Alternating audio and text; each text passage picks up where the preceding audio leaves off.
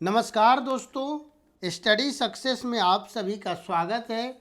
मैं अतुल प्रकाश आशा करता हूं कि आप सभी अच्छे होंगे और आपकी पढ़ाई भी बेहतर चल रही होगी।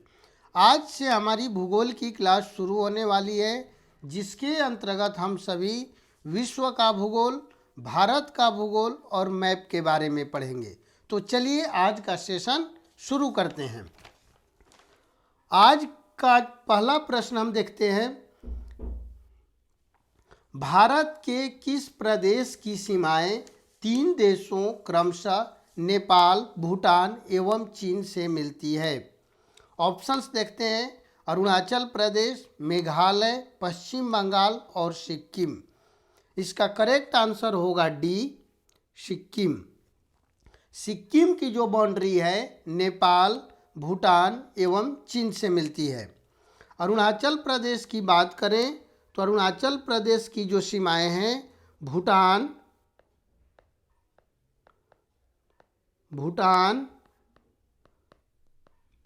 चीन और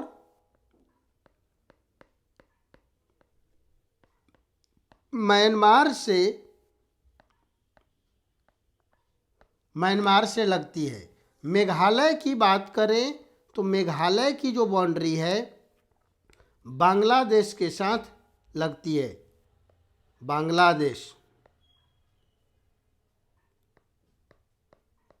बांग्लादेश के साथ मेघालय की बाउंड्री लगती है। पश्चिम बंगाल की बात करें तो पश्चिम बंगाल की जो बाउंड्री है बांग्लादेश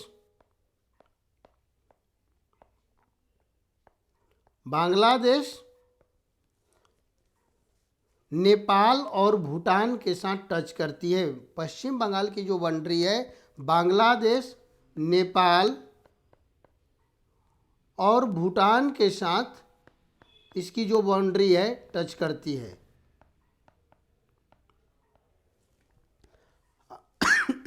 अगला प्रश्न देखते हैं कि निम्नलिखित में से कौन सी जो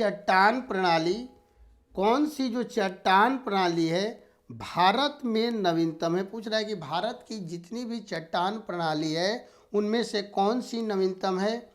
option A Vindhyan, B Cuddapah, C Dharwar और डी गोंडवाना। इसका करेक्ट आंसर होगा गोंडवाना। गोंडवाना चट्टान सबसे नई चट्टान है, जबकि जो आर्कियन चट्टान है, आर्कियन क्रम की चट्टान है, वो सबसे पुरानी चट्टान है। आप सबों ने पढ़ा होगा कि चट्टानों का विकास विभिन्न क्रमों में, चट्टानों का जो विकास है विभिन्न काल क्रमों में हुआ है। तो आइए हम उसके क्रमवार अध्ययन करते हैं। सबसे जो पुरानी चट्टान है उसे हम लोग आर्कियन चट्टान कहते हैं। जो सबसे पुरानी चट्टान है उसे हम लोग आर्कियन क्रम की चट्टान कहते हैं। आर्कियन क्रम की चट्टानों के रूपांतरण एवं भ्रंशन से धारवाड़ क्रम की चट्टानों का विकास हुआ है। रूपांतरण एवं भ्रंशन से धारवाड़ क्रम की चट्टानों का विकास हुआ है। धारवाड़ क्रम के पश्चात हम लोग देखेंगे कुडप्पा के पश्चात विंध्य क्रम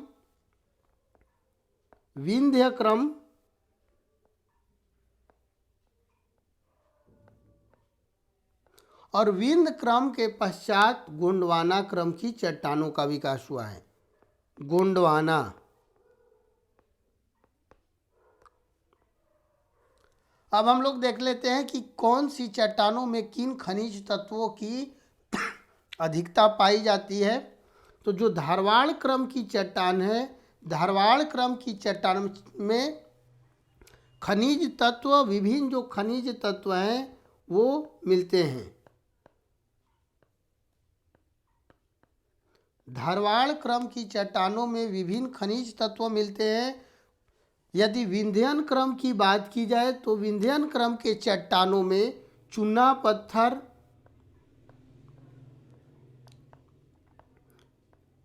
पत्थर और बलुआ पत्थर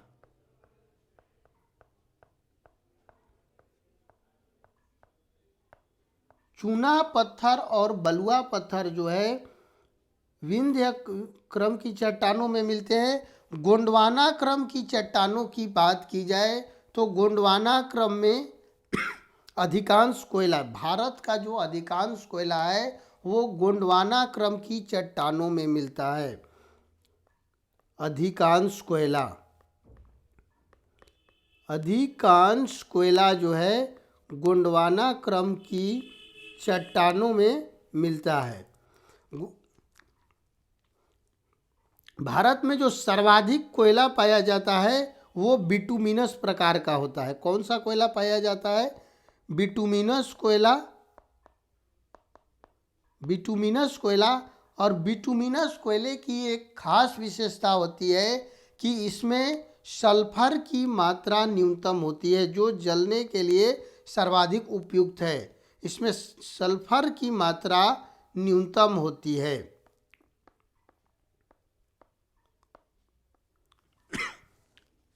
तो आपका एक तरफ से हम लोग चट्टानों का क्रम पढ़ लिए, उसके साथ ही साथ हमने ये पढ़ा कि कौन से चट्टानों में किन खनिज तत्वों की प्रमुखता मिलती है। जो धात्विक खनिज तत्व है, धारवाड़ चट्टान में जो खनिज तत्व है इसे धात्व, यहाँ पे एक वर्ड जोड़ देते हैं, धात्विक खनिज तत्व।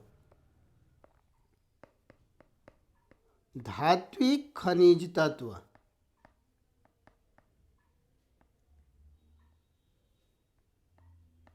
खनिज तत्व की यहाँ पर धारवाड़ चट्टानों में बहुलता देखने को मिलती है। अगले प्रश्न की तरफ आगे बढ़ते हैं। अगला प्रश्न है, शिवालिक पहाड़ियाँ निम्न में से किसका हिस्सा है? शिवालिक जो पहाड़ियाँ हैं किसका हिस्सा है? अरावली, पश्चिमी घाट, हिमालय और सतपुड़ा। इसका करेक्ट आंसर होगा सी, हिमालय। जो हिमालय पर्वत है वो अरावली, जो हिमालय पर्वत है, हिमालय पर्वत का जो सबसे दक्षिणी भाग है उसे हम लोग शिवालिक पहाड़ियों के नाम से जानते हैं। हिमालय के जो सबसे दक्षिणी भाग है, हिमालय के सबसे दक्षिणी भाग को क्या बोला जाता है? शिवालिक पहाड़ियाँ। शिवालिक पहाड़ियाँ। इसके पश्चात हम लोग देखेंगे कि शिवालिक के उत्तरी भाग में, या शिवालिक के उत्तरी पार्ट और लघु हिमालय के दक्षिणी भाग में अनेक घाटियों का आपको विकास, जैसे मान लीजिए कि ये शिवालिक की पहाड़ियाँ हो गई, यहाँ पे ये हिमालय का सबसे दक्षिणी भाग, और ये मान लीजिए कि यहाँ पे लघु पहाड़ियाँ हो गई। लघु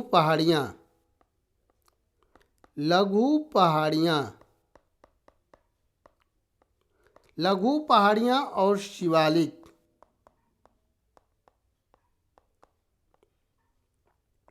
शिवालिक के उत्तरी भाग और लघु पहाड़ियों के दक्षिणी भाग में यहाँ पर अनेक घाटियों का आपको विकास देखने को मिलेगा। इन दोनों के मध्य में अनेक घाटियों का आपको, अनेक वैली आपको स्थित है, अनेक वैली का विकास आपको देखने को मिलेगा। जो अरावली है सबसे प्राचीन पर्वत श्रेणी है, प्राचीन पर्वत श्रेणी। अरावली जो है सबसे प्राचीन पर्वत श्रेणी है और यह एक अवशिष्ट पर्वत का उदाहरण है। पश्चिमी घाट जो प्रायद्वीपीय भारत के जो पश्चिम का भाग है, खड़ी ढाल वाला भाग, उसे हम लोग पश्चिमी घाट कहते हैं। और सतपुड़ा एक पहाड़ी है जो विंध्य पर्वत के जो दक्षिण का भाग है वो सतपुड़ा पर्वत है। अगले प्रश्न की तरफ आगे बढ़ते हैं। आज का अगला प्रश्न है कि निम्न में सबसे प्राचीन पर्वत श्रृंखला, सबसे प्राचीन पर्वत श्रृंखला कौन सी है? हिमालय, अरावली, विंध्य और सतपुड़ा। इसका करेक्ट आंसर होगा अरावली। अरावली जो है सबसे प्राचीनतम पर्वत है। भारत के जो सबसे प्राचीन पर्वत है वो है कौन? अरावली। सबसे प्राचीन पर्वत। इस पर्वत के यदि विस्तार की बात की जाए तो अरावली पर्वत का विस्तार 4 राज्यों में है। गुजरात के पालनपुर से लेकर के राजस्थान, हरियाणा और दिल्ली, इन 4 राज्यों में अरावली पर्वत का विस्तार देखने को मिलता है। अरावली पर्वत की जो लंबाई है लगभग 800 किलोमीटर है। अरावली पर्वत की लंबाई कितनी है? लगभग 800 किलोमीटर में, और इसका विस्तार 4 राज्यों में दिखने को मिलता है, गुजरात, राजस्थान, हरियाणा और दिल्ली। यह सबसे प्राचीन पर्वत है। इसे अरावली पर्वत को अवशिष्ट, यह एक अवशिष्ट पर्वत का उदाहरण है। अवशिष्ट पर्वत किसे कहते हैं? आपसे पूछा जाए यदि प्रश्न कि अवशिष्ट पर्वत से आप क्या समझते हैं, तो जिन पर्वतों का अपर्दन बहुत अधिक मात्रा में हो चुका है उसे अवशिष्ट पर्वत कहते हैं।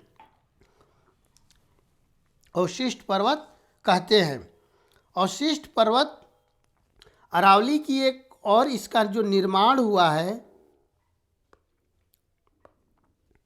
अरावली का जो निर्माण हुआ है प्री कैम्ब्रियन काल में। एक चीज़ याद रखना है कि अरावली का जो निर्माण हुआ है प्री कैम्ब्रियन काल में।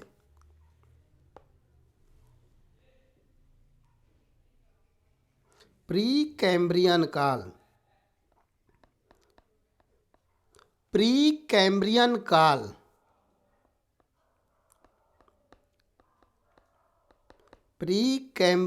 काल में अरावली पर्वत का आपको विकास, अरावली पर्वत का यदि विकास की बात की जाए तो इसका जो अरावली पर्वत का निर्माण हुआ है प्री कैम्ब्रियन काल में हुआ है। और प्री कैम्ब्रियन काल की यदि बात करते हैं तो 600 से लेके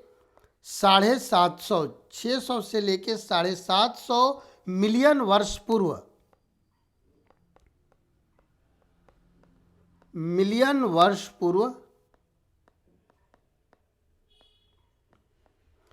600 से लेके 750 मिलियन वर्ष पूर्व के समय को प्री कैम्ब्रियन काल कहा जाता है। अरावली की सर्वोच्च चोटी कौन है? इसकी जो सर्वोच्च चोटी है गुरु शिखर है। अरावली की सर्वोच्च चोटी है गुरु शिखर,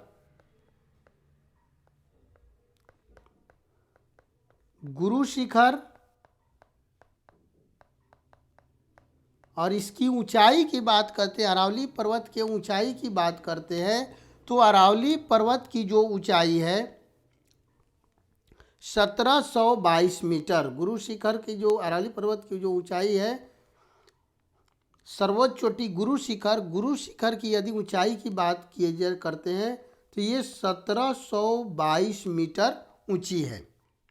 अगले प्रश्न की तरफ हम आगे बढ़ते हैं कि निम्नलिखित युग्मों में कौन सुमेलित नहीं है। इनमें बताना है कि ये दर्रा है और इसमें से कौन सा सुमेलित नहीं है। शिवकिला दर्रा, हिमाचल प्रदेश, बोमडिल्ला अरुणाचल प्रदेश, नाथुला मेघालय और जोजिला सिक्किम। इसका करेक्ट आंसर होगा सी, नाथुला। नाथुला जो दर्रा है ये कहाँ पे है? सिक्किम में। नाथुला दर्रा सिक्किम में है, और यह दर्रा जो है तिब्बत पठार के चुम्बी घाटी में खुलता है। नाथुला जो दर्रा है तिब्बत पठार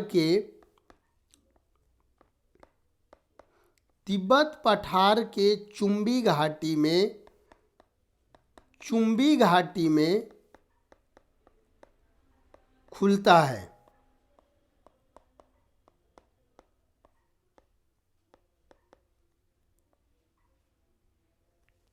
जोजिला दर्रा की यदि बात की जाए तो जोजिला दर्रा वर्तमान समय में जम्मू कश्मीर में न होकर के लद्दाख में अवस्थित है। कहाँ अवस्थित है? लद्दाख।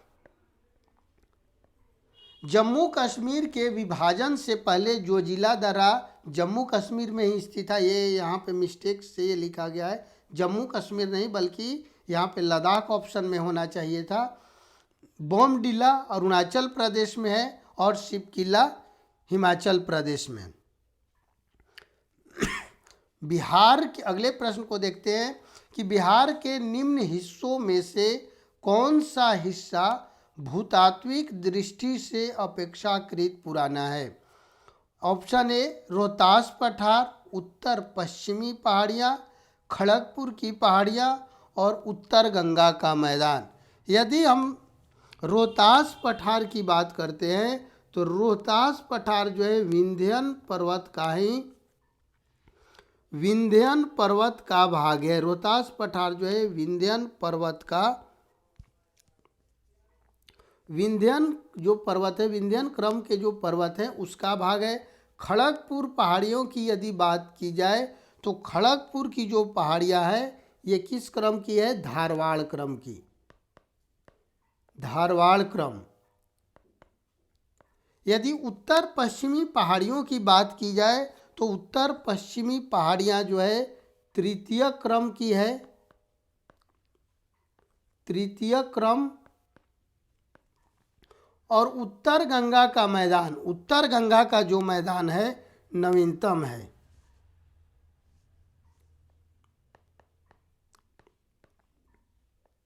अब आपसे पूछा जा रहा है प्रश्न कि अपेक्षाकृत बिहार की कौन सी जो है हिस्सा पार्ट है जो सर्वाधिक पुराना है।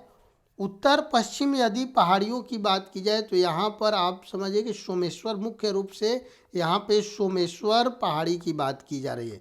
सोमेश्वर पहाड़ी सोमेश्वर पहाड़ी जो है हिमालय का पर्वतपदीय एक तरह से विस्तार है, हिमालय का पर्वतपदीय विस्तार है। रोहतास का पठार विंध्यन क्रम का, बिहार में आप देखेंगे कि विंध्यन क्रम का जो विस्तार है 2 जिलों में दिखने को मिलता है, कैमूर और रोहतास। कैमूर और रोहतास में विंध्यन क्रम का आपको विस्तार देखने को मिलता है। बिहार में के 2 जिले हैं जिनमें विंध्यन क्रम का विस्तार देखने को मिलता है, कैमूर और रोहतास। जो उत्तर पश्चिमी पहाड़ियाँ हैं ये तृतीय क्रम की है, मुख्य रूप से इसमें सोमेश्वर की पहाड़ी, और सोमेश्वर की जो पहाड़ी है हिमालय का एक तरह से पर्वतपदीय विस्तार है। सोमेश्वर पहाड़ी की यदि स्थिति की बात की जाए तो यह पश्चिम चंपारण जिले में अवस्थित है।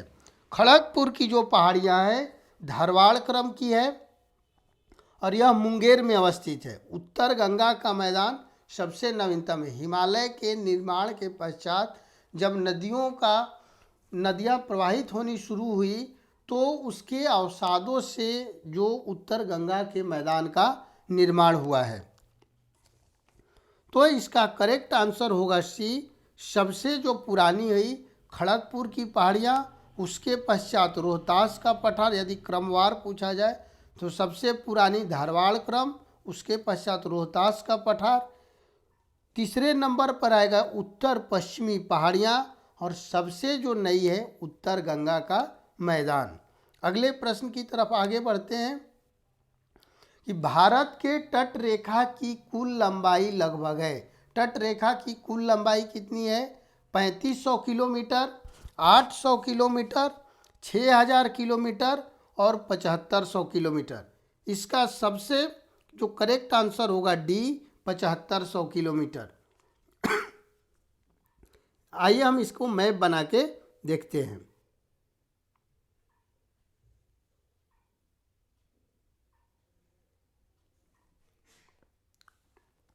ये आप मान लीजिए कि प्रायद्वीपीय भारत है।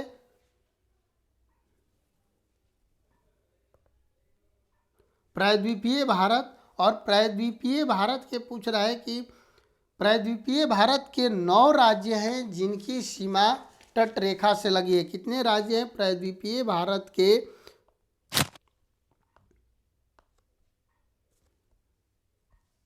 प्रायद्वीपीय भारत के 9 राज्य हैं। प्रायद्वीपीय भारत के 9 राज्य हैं जिनकी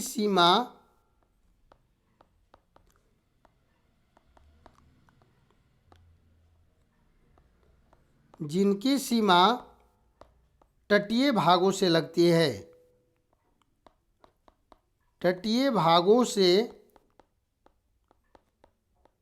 लगती है।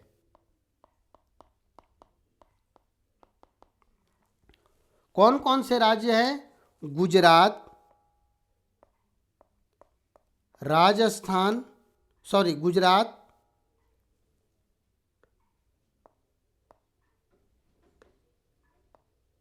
महाराष्ट्र,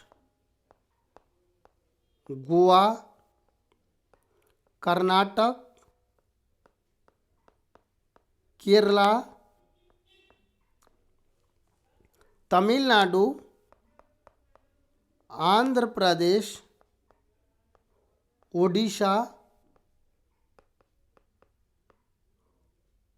और वेस्ट बंगाल। ये 9 राज्य हैं जिनकी जो सीमाएं तट रेखा से लगती है। अब पूछ रहा है कि तटीय रेखा की यहाँ पर दो बातें समझने वाली है कि मुख्य भूमि के तटीय रेखा की लंबाई। यदि आपसे पूछ रहा है कि मुख्य भूमि के तटीय रेखा की यदि लंबाई की बात की जा रही है तो मुख्य भूमि के तटीय रेखा की जो लंबाई है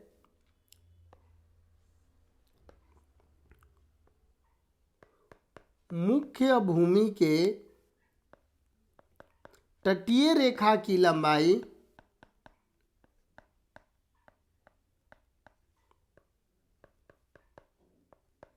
6100 किलोमीटर है। कितनी किलोमीटर? 6100 किलोमीटर। लेकिन द्वीपों सहित यदि लक्षद्वीप को और अंडमान निकोबार के द्वीपों को इसमें द्वीपों सहित यदि पूछा जाए कि तटीय रेखा की लंबाई कितनी है तो द्वीपों सहित तटीय रेखा की जो लंबाई है, द्वीपों सहित तटीय रेखा की लंबाई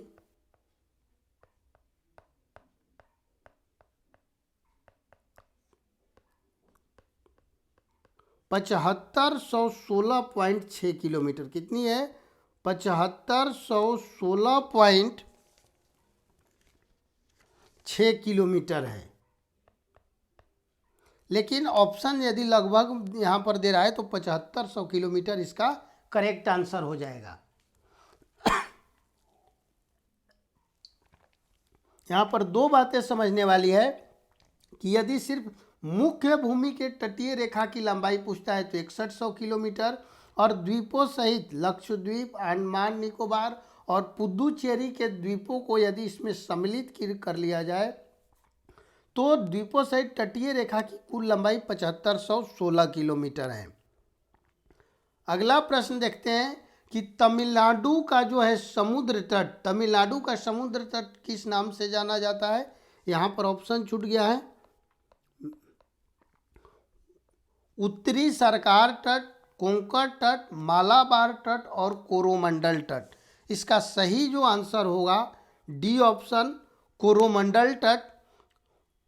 तमिलनाडु के तट को कोरोमंडल तट के नाम से जाना जाता है। अब हम लोग देख लेते हैं कि कोरोमंडल तट का विस्तार कहाँ से कहाँ तक है। आंध्र प्रदेश के कृष्णा डेल्टा से लेकर के आंध्र प्रदेश के कृष्णा डेल्टा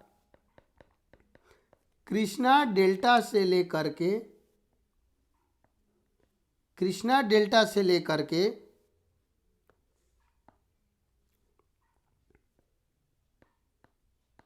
आंध्र प्रदेश के कृष्णा डेल्टा से लेकर के तमिलनाडु के कन्याकुमारी तक कोरोमंडल तट का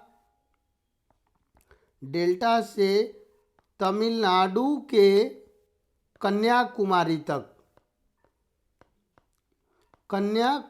तक कोरोमंडल तट का विस्तार देखने को मिलता है। कोरोमंडल तट का विस्तार कहाँ तक है? आंध्र प्रदेश के कृष्णा डेल्टा से लेकर के तमिलनाडु के कन्याकुमारी तक। कन्याकुमारी को हम लोग केप कमोरिन अंतरीप के नाम से भी जानते हैं। उत्तरी सरकार तट जो ओडिशा का जो तट है, ओडिशा का तट उसे हम लोग उत्तरी सरकार तट कहते हैं। कोंकण तट की बात करते हैं तो गोवा के तट को कोंकण तट के नाम से जाना जाता है। मालाबार तट केरल के तट को मालाबार तट के नाम से जानते हैं। तो कोरोमंडल तट हो गया आंध्र प्रदेश के कृष्णा डेल्टा से लेकर के तमिलनाडु के कन्याकुमारी तक।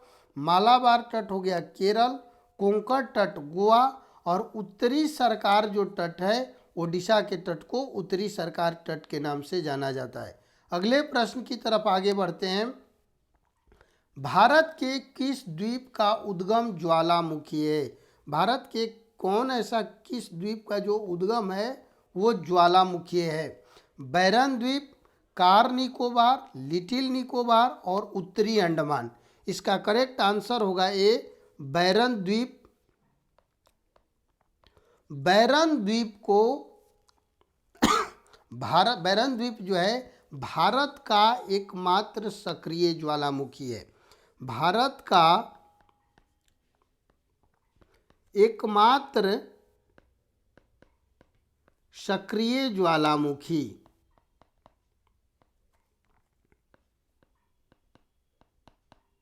भारत का एकमात्र सक्रिय ज्वालामुखी कौन सा है? बैरन आइलैंड। बैरन द्वीप की अवस्थिति की बात की जाए तो यह पोर्ट ब्लेयर से, बैरन जो द्वीप है पोर्ट ब्लेयर से 135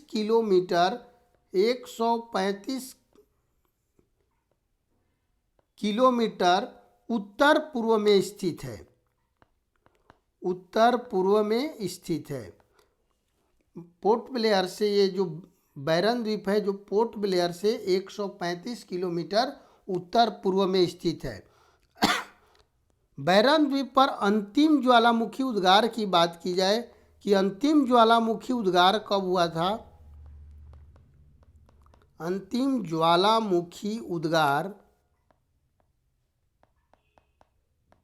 2005-06 में अंतिम बार इस पर ज्वालामुखी उद्गार हुआ था। अगले प्रश्न की तरफ आगे बढ़ते हैं। आज का अगला प्रश्न है कि असम कुल मिलाकर कितने राज्यों और केंद्र शासित क्षेत्रों से घिरा है? ऑप्शन है 6, 7, 8 और 9। इसका करेक्ट आंसर होगा बी 7। असम की जो बाउंड्री है 7 राज्यों को टच करती है। कौन कौन से हैं? आइए हम लोग एक एक करके राज्यों का नाम देखते हैं कि किन राज्यों से असम की बाउंड्री टच करती है। वेस्ट बंगाल, मेघालय, त्रिपुरा,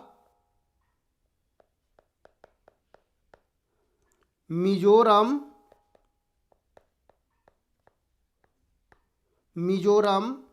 मणिपुर,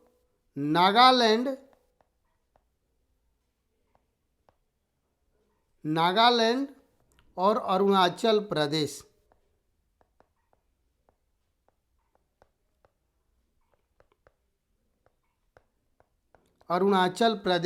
इन 7 राज्यों की जो सीमा है असम के साथ स्पर्श करती है। याद रखिएगा कि नॉर्थ ईस्ट का एकमात्र राज्य सिक्किम की जो सीमाएं हैं,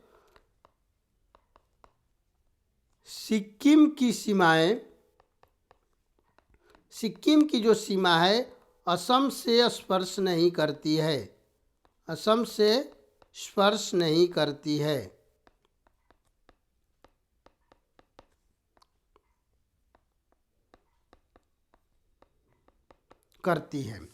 तो याद रखिएगा कि असम की बाउंड्री 7 राज्यों से लगती है। वेस्ट बंगाल, मेघालय, त्रिपुरा, मिजोरम, मणिपुर, नागालैंड और अरुणाचल प्रदेश। अगला प्रश्न है कि निम्नलिखित जनजातियों में से कौन सी केरल में पाई जाती है? निम्नलिखित में से कौन सी जनजाति है जो केरल में पाई जाती है?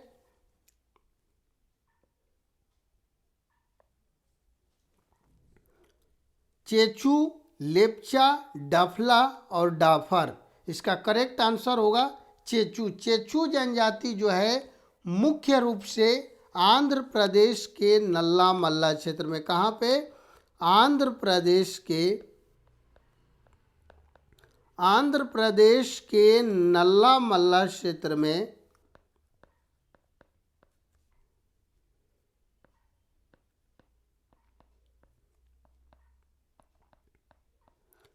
में पाई जाती है, किंतु इसकी कुछ जो जनसंख्या है केरल में भी निवास करती है।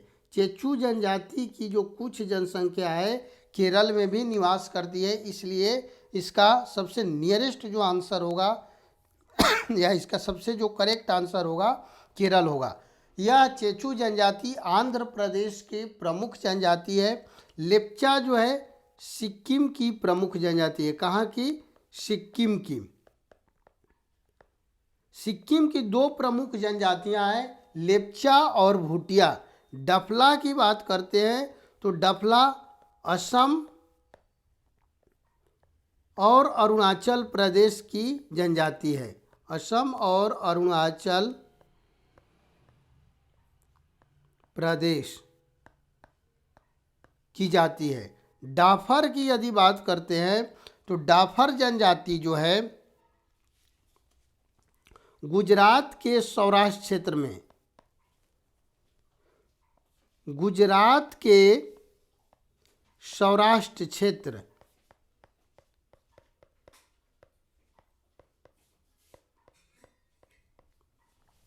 डाफर जो जनजाति है गुजरात के सौराष्ट्र क्षेत्र की प्रमुख जनजाति है। डफला असम और अरुणाचल प्रदेश की जनजाति है। लेप्चा सिक्किम की और चेचू मुख्य रूप से आंध्र प्रदेश में, लेकिन इसकी कुछ जनसंख्या केरल में भी निवास करती है। अगले प्रश्न की तरफ आगे बढ़ते हैं। सुंदरवन डेल्टा का निर्माण करने वाली नदियां हैं। सुंदरवन डेल्टा का निर्माण करने वाली कौन सी नदियां हैं? ऑप्शंस देखते हैं। गंगा और ब्रह्मपुत्र, गंगा और झेलम, सिंधु और झेलम, गंगा और सिंधु। इसका सही आंसर होगा ए, गंगा और ब्रह्मपुत्र। गंगा, ब्रह्मपुत्र और मेघना नदी सम्मिलित रूप से जब एक साथ बहती है और बंगाल की खाड़ी में गिरती है तो उसके मुहाने पर ढेर सारे गादों को बंगाल की खाड़ी के पास अधिक मात्रा में गादों को इकट्ठी कर देती है। वहीं पर सुंदरवन डेल्टा का निर्माण हुआ है। यह विश्व का सबसे बड़ा नदीय डेल्टा है। सुंदरवन डेल्टा जो है विश्व का सबसे बड़ा नदीय डेल्टा, सबसे बड़ा नदीय डेल्टा है।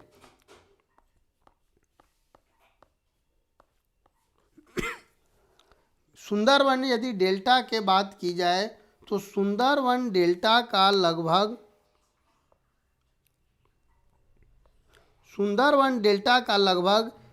1/3 भाग भारत में, इसका कितना भाग है?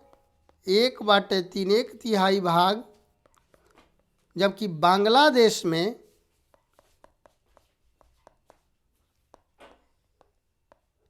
इसका 2/3 भाग है। भारत में सुंदरवन डेल्टा का 1/3 भाग अवस्थित है, जबकि बांग्लादेश में सुंदरवन डेल्टा का लगभग 2/3 भाग अवस्थित है। अगले प्रश्न की तरफ आगे बढ़ते हैं कि बिहार के किस जिले में गंगा नदी सबसे लंबी है?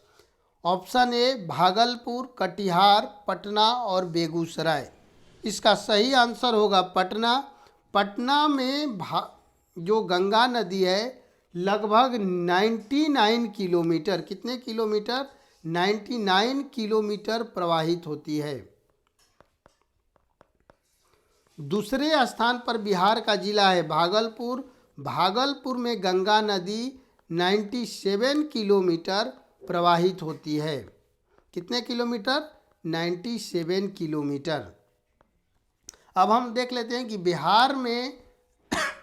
बिहार के 12 जिले हैं, बिहार के 12 जिलों से होकर के गंगा नदी गुजरती है। बिहार के 12 जिलों से होकर के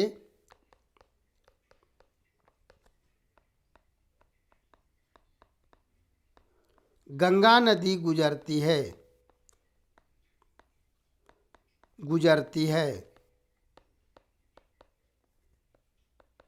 कौन कौन सा होगा, कौन कौन से जिले हैं देख लेते हैं। बक्सर,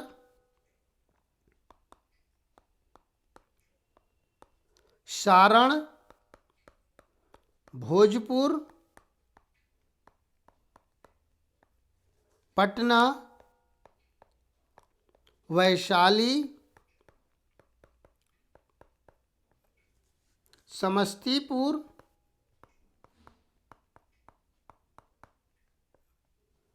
बेगूसराय,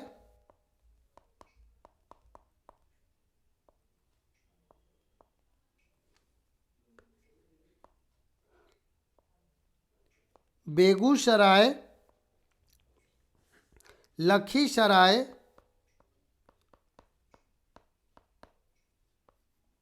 मुंगेर, खगड़िया,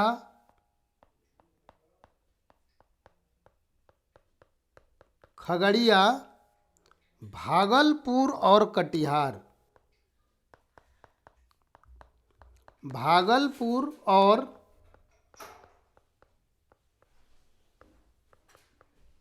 कटिहार। ये बिहार के 12 जिले हैं जिनसे होकर गंगा नदी गुजरती है। और आपसे ये बहुत इम्पोर्टेंट प्रश्न है, आप इसे याद रखिएगा। आपको मैप के माध्यम से यहाँ से प्रश्न बार बार पूछे जाते रहे हैं। तो बिहार के 12 जिले हैं जिनसे गंगा नदी होकर गुजरती है। बक्सर, सारण, भोजपुर, पटना, वैशाली, समस्तीपुर, बेगूसराय, लखीसराय, मुंगेर, खगड़िया, भागलपुर और कटिहार। बिहार में जो गंगा नदी जो सबसे इंटर करती है बक्सर में, और बाहर गंगा नदी बिहार से बाहर चली जाती है, झारखंड में चली जाती है कटिहार जिला से। तो याद रखिएगा। अगला प्रश्न है कि किस नदी पर शिव समुद्रम जलप्रपात अवस्थित है। शिव समुद्रम जलप्रपात की बात की जा रही है। तो शिव समुद्रम जो जलप्रपात है, ऑप्शन देखते हैं, कावेरी, कृष्णा, गोदावरी और महानदी। शिव समुद्रम जलप्रपात है, कावेरी नदी पर अवस्थित है। अब हम लोग कावेरी नदी के उद्गम की बात करते हैं। कावेरी नदी का जो उद्गम है कर्नाटक के कुर्ग जिले की ब्रह्मागिरी पहाड़ियों से निकलती है। कहाँ से? कर्नाटक जिले के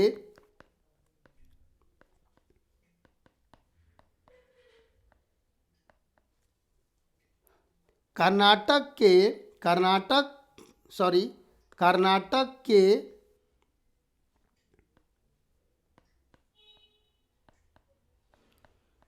कुर्ग जिले की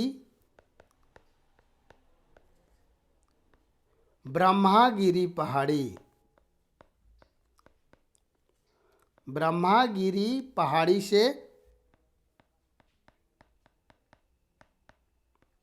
से निकलती है।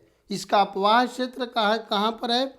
यदि अपवाह क्षेत्र की बात की जाए तो कावेरी का जो अपवाह क्षेत्र है कर्नाटक, केरल और तमिलनाडु। कर्नाटक,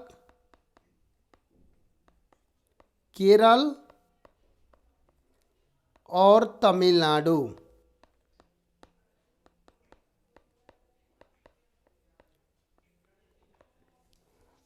अगला प्रश्न है कि भारत में मॉनसून की उत्पत्ति, पूछ रहा है कि मॉनसून की जो उत्पत्ति है निम्नलिखित पवनों में किसके द्वारा होती है?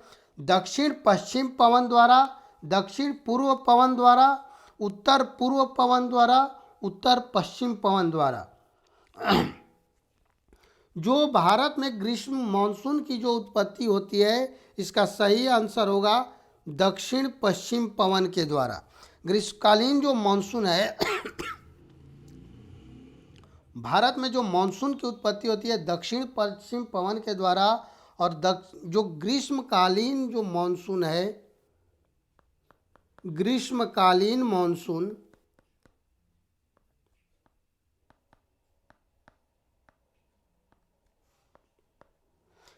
इनकी पवन की दिशा क्या है? दक्षिण पश्चिम से उत्तर पूर्व की ओर, उत्तर पूर्व की ओर।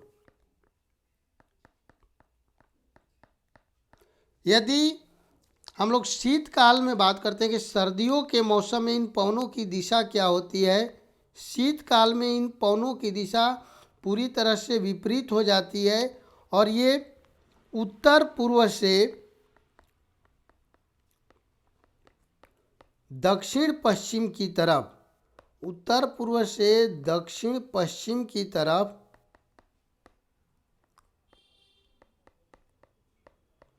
प्रवाहित होती है।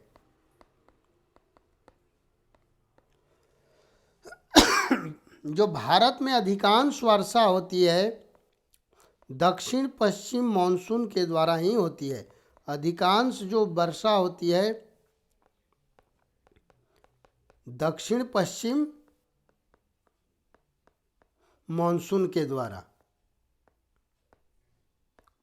तो याद रखिएगा कि भारत में जो अधिकांश बारिश होती है दक्षिण पश्चिम मॉनसून के द्वारा। दक्षिण पश्चिम मॉनसून के पवनों की जो दिशा है दक्षिण पश्चिम से उत्तर पूर्व की ओर, लेकिन शीतकाल में इन पवनों की जो दिशा है वो विपरीत हो जाती है, उत्तर पूर्व से दक्षिण पश्चिम की तरफ। अगला प्रश्न है कि देश की निम्नलिखित मिट्टियों में से किसे स्वतः कृष्य मिट्टी कहा जाता है? कौन सी मिट्टी है इन चारों ऑप्शन में से जिन्हें स्वतः कृष्य मिट्टी कहा जाता है? जलोढ़ मिट्टी, लेटेराइट मिट्टी, काली मिट्टी और मरुस्थलीय मिट्टी। इसका सही आंसर होगा काली मिट्टी। काली मिट्टी को स्वतः जुटाई मिट्टी इसलिए कहा जाता है क्योंकि गर्मी के दिनों में जब अत्यधिक तापमान बढ़ता है तो खेतों में काली मिट्टी में आप देखेंगे कि बहुत चौड़ी चौड़ी दरारें पड़ जाती है, जबकि वर्षा के समय में यह मिट्टी फूलकर चिपचिपी हो जाती है, जिस कारण से इसे स्वतः कृष्य मिट्टी कहा जाता है। इस मिट्टी की एक प्रमुख विशेषता यह है कि इसमें तीव्र जल धारण की क्षमता होती है। तीव्र जल धारण की क्षमता होती है। यह मिट्टी मुख्य रूप से काली मिट्टी देखेंगे कि गुजरात और महाराष्ट्र क्षेत्र में प्रमुख रूप से यह मिट्टी पाई जाती है। गुजरात और महाराष्ट्र क्षेत्र में काली मिट्टी सर्वाधिक मात्रा में मिलती है और यह मिट्टी जो है कपास और मूंगफली के लिए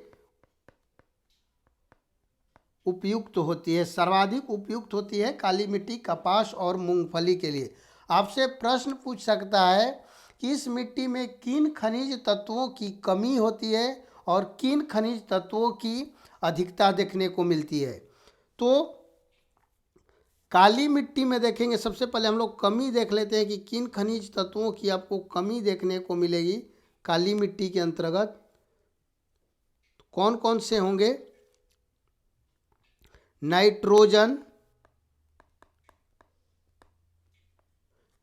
नाइट्रोजन, फास्फोरस और ह्यूमस। मुख्य रूप से ये तीन जो हैं नाइट्रोजन, फास्फोरस और ह्यूमस, इन तीनों की कमी देखने को मिलती है, जबकि अधिकता किसकी अधिकता होती है? तो काली मिट्टी में देखेंगे कि अधिकता किसकी होती है? लोहा, आयरन की, चूना की अधिकता देखने को मिलती है इस मिट्टी में, कैल्शियम की,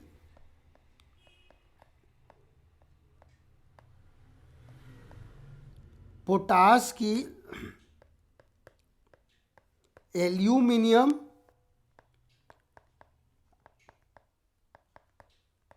एल्यूमिनियम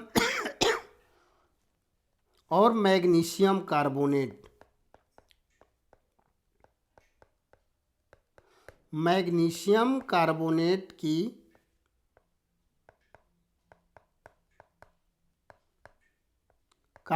की अधिकता देखने को मिलती है।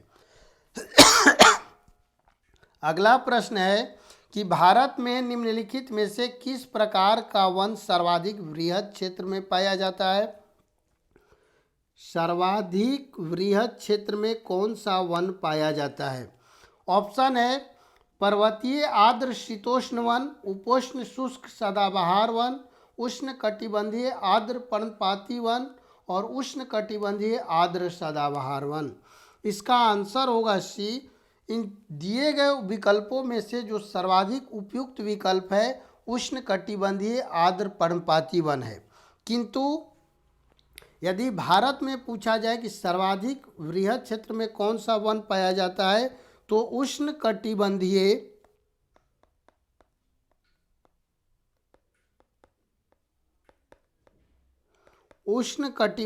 शुष्क पर्णपाती वन, उष्ण कटिबंधीय शुष्क पर्णपाती वन, शुष्क पर्णपाती वन है जो सर्वाधिक मात्रा में, जिसे हम लोग पतझड़ वन कहते हैं, ये सर्वाधिक मात्रा में पाए जाते हैं। भारत के सर्वाधिक वृहद क्षेत्र में पाया जाता है। और दूसरे स्थान पे, सेकेंड पोजीशन पे आप देखेंगे कि सर्वाधिक जो वन है उष्ण कटिबंधीय आर्द्र पर्णपाती वन है, जबकि सर्वाधिक जो है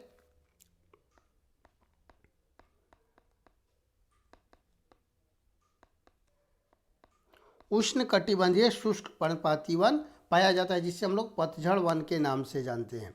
अगला प्रश्न है कि कोयला एक उदाहरण है। कोयला किसका उदाहरण है? अग्नेय शैलों का, रूपांतरित शैलों का, परतदार चट्टानों का और उपरोक्त सभी का। इसका सही आंसर होगा सी, परतदार चट्टानों को। परतदार चट्टानों को हम लोग किस नाम से जानते हैं? अवसादी चट्टान। परतदार चट्टानों को किस नाम से जाना जाता है? परतदार, या इसे हम लोग अवसादी चट्टान बोलते हैं। परतदार चट्टान में कौन कौन से खनिज मुख्य रूप से देखने को मिलेंगे? कोयला, संगमरमर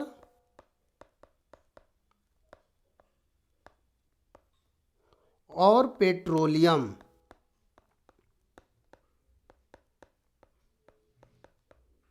कोयला, संगमरमर और पेट्रोलियम परतदार चट्टानों में मुख्य रूप से पाए जाते हैं। इसके साथ साथ स्लेट और नमक भी आपको परतदार चट्टानों में देखने को मिलेंगे। तो कोयला परतदार चट्टानों का एक उदाहरण है। अगला प्रश्न देखते हैं कि निम्नलिखित में से कौन सा पृथ्वी के अधिकतम प्रतिशत क्षेत्र पर फैला हुआ है? शुष्क प्रदेश, अर्ध शुष्क प्रदेश, उपाद्र प्रदेश और आर्द्र प्रदेश। इसका सही आंसर ए होगा, शुष्क प्रदेश। ये पूरे पृथ्वी के लगभग 1/3 भाग पर, कितने भाग पर? पृथ्वी के 1/3 भाग पर शुष्क प्रदेश का आपको विस्तार देखने को मिलता है। शुष्क प्रदेश का विस्तार पृथ्वी के लगभग 1/3 भाग पर देखने को मिलता है। आज का हमारा अंतिम प्रश्न है कि प्रवाल द्वारा निर्मित ग्रेट बैरियर रीफ किस तट के समीप है? किसकी चर्चा की जा रही है? ग्रेट बैरियर रीफ किसके द्वारा निर्मित? प्रवालों के द्वारा जो निर्मित ग्रेट बैरियर रीफ है किस तट के समीप है? न्यूजीलैंड, फिनलैंड, आयरलैंड और क्वींसलैंड। इसका सही आंसर डी होगा, क्वींसलैंड। ग्रेट बैरियर जो रीफ है यह ऑस्ट्रेलिया के उत्तर पूर्वी भाग में, ग्रेट बैरियर रीफ कहाँ है? ऑस्ट्रेलिया के उत्तर पूर्वी भाग में, उत्तर पूर्वी भाग में ग्रेट बैरियर जो रीफ है ऑस्ट्रेलिया के उत्तर पूर्वी भाग में, जो क्वींसलैंड, इनके क्वींसलैंड स्टेट है, क्वींसलैंड के तटीय भागों में यह अवस्थित है।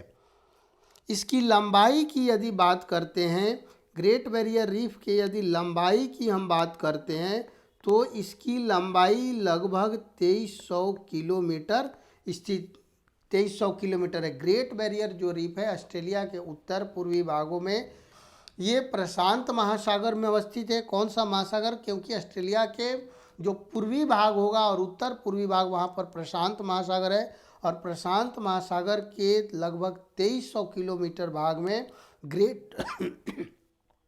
ग्रेट बैरियर रीफ का विस्तार देखने को मिलता है। यह विश्व की सबसे बड़ी प्रवाल रोधिका है। क्या है? विश्व की सबसे बड़ी प्रवाल रोधिका, सबसे बड़ी प्रवाल रोधिका है।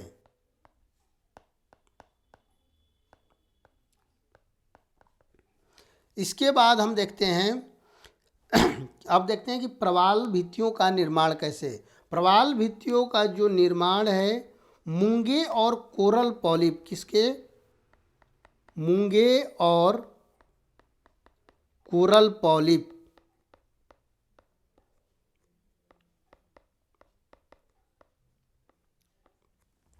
मूंगे और कोरल पॉलिप की जब मृत्यु हो जाती है तो उसके अस्थि पंजरों के इकट्ठे होने से प्रवाल भित्तियों का निर्माण होता है।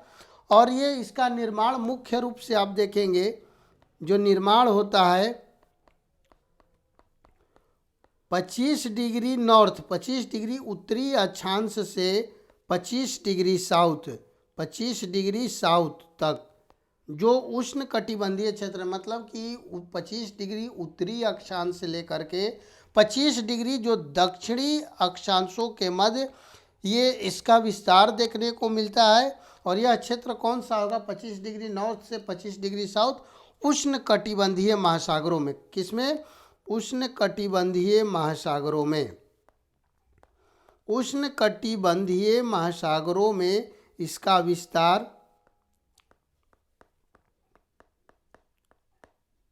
इसका विस्तार देखने को मिलता है। यदि विश्व के कुल प्रवाल भित्ति की बात की जाए तो विश्व के कुल प्रवाल भित्ति का 19% ऑस्ट्रेलिया में और 17% इंडोनेशिया में अवस्थित है। तो विश्व के कुल प्रवाल भित्ति का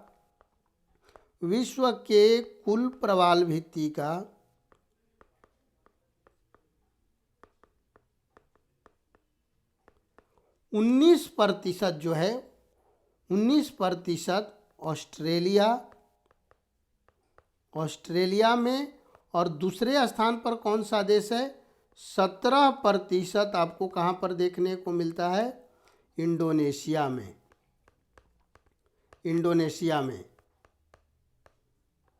तो पूरा आपका कॉन्सेप्ट क्लियर होगा। प्रवाल से संबंधित प्रवालों का विकास कैसे होता है, निर्माण कैसे होगा, कैसे तो आज के क्लास में इतना ही। अगली हमारी जो क्लास होगी वो हमारी जो क्लास होगी उसमें आपको दूसरे चैप्टर से जितने भी इम्पोर्टेंट क्वेश्चन होंगे उसको हम लोग लेकर आएंगे और विस्तार से उसकी व्याख्या की जाएगी। जिस तरह से आपकी व्याख्या इस चैप्टर की गई है तो अगले भी जितने भी आपके टॉपिक आएंगे उसकी विस्तार से व्याख्या होगी। तो चलिए, धन्यवाद।